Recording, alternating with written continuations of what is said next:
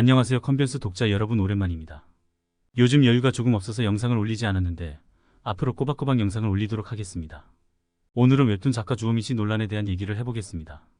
웹툰 작가 주호민 씨가 자신의 발달장애 아들을 가르치던 용인 고기초등학교 특수교사를 고소한 사건이 현재도 진행 중에 있습니다. 사건의 개요를 먼저 아셔야겠죠.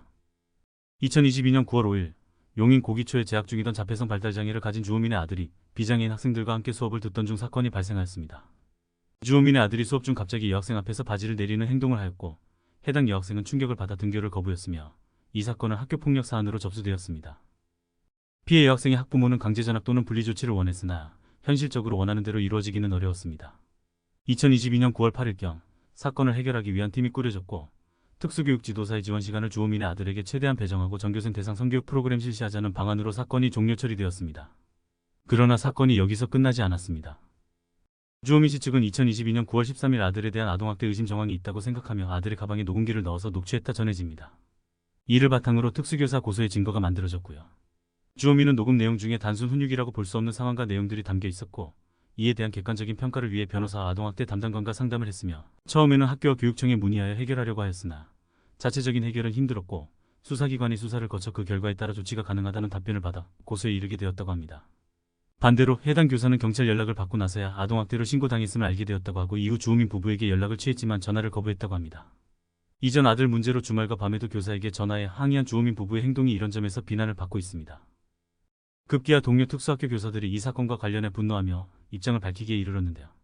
지난달 있었던 서희초 교사의 죽음이 학부모 갑질 때문이라는 사실로 세상이 떠들썩해진 상황이 한몫했습니다.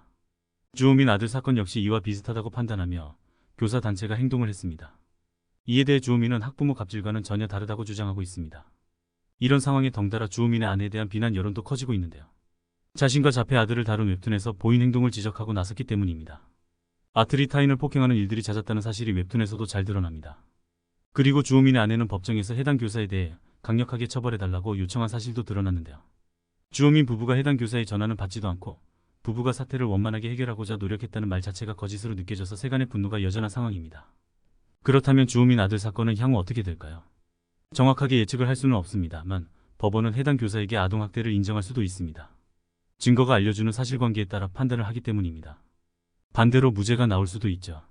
주호민 측에서 몰래한 녹음의 내용에 따라서 달라질 것으로 보입니다.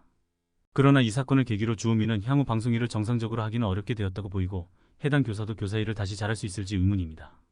해당 교사의 다른 학부모들이 해당 교사에 대한 평가가 좋은 것도 영향을 미칠 수 있습니다. 정작 중요한 문제는 특수학교 교사의 입지에 관한 것입니다. 자폐아를 격리해서 따로 교육해야 하는지 일반 학교에서 같이 교육해야 하는지는 중요한 문제가 아닙니다. 어디에 있든 자폐아를 교육해야 할 교사가 없어지고 있다는 것이 가장 큰 문제입니다. 이 사건으로 인해 특수학교, 특수교육에 대한 관심이 높아진 것은 긍정적입니다. 그러나 해당 교사가 직업을 잃게 되고 동료 교사들도 특수교육을 포기하게 되는 일이 발생한다면 더욱 더 큰 문제입니다. 교육청이 뒷짐지고 있을 때가 아닙니다. 백년대계를 위해 적극적으로 사태 해결을 위해 노력해야 합니다. 저출산 고령화 문제는 교육에서 비롯됩니다. 제발 교육감들이 책임감을 가지기를 바라며 우리들은 책임감 없는 교육감은 철저하게 배제하도록 투표를 하여야 할 것입니다. 오늘은 여기까지입니다. 오늘 이야기가 도움이 되셨다면 좋아요, 구독, 댓글 부탁드립니다. 여러분이 컴퓨터, 법, 스타트업에 대해서 올바른 지식과 생각을 쌓아갈 수 있도록 돕고 싶은 컨변스였습니다.